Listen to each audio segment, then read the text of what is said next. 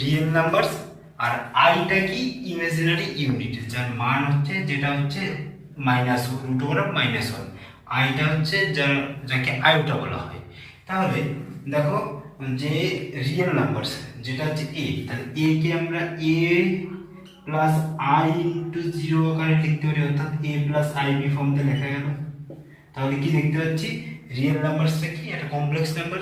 একইভাবে বিআই কে 0 plus i b লেখা যায়, অর্থাৎ এ প্লাস আইবি ফর্মতে লেখা গেল না, এ প্লাস আইবি ফর্মতে লেখা গেল। তাই ইমাজিনারি নাম্বারটাও কি কমপ্লেক্স নাম্বার হচ্ছে, কিন্তু কমপ্লেক্স নাম্বার ইমাজিনারি নাম্বার নয়, বা কমপ্লেক্স নাম্বার রিয়েল নাম্বারস নয়। কেন? এ প্লাস আইবি এক্ষেত্রে দুটো সংখ্যাই রয়েছে, রিয়েল পার্ট এবং ইমাজিনারি পার্ট দুটো এক্সিস্ট করছে, কিন্তু রিয়েল নাম্বারের ক্ষেত্রে ইমাজিনারি পার্টটা 0 হবে, আর ইমাজিনারির ক্ষেত্রে রিয়েল পার্টটা 0 হবে।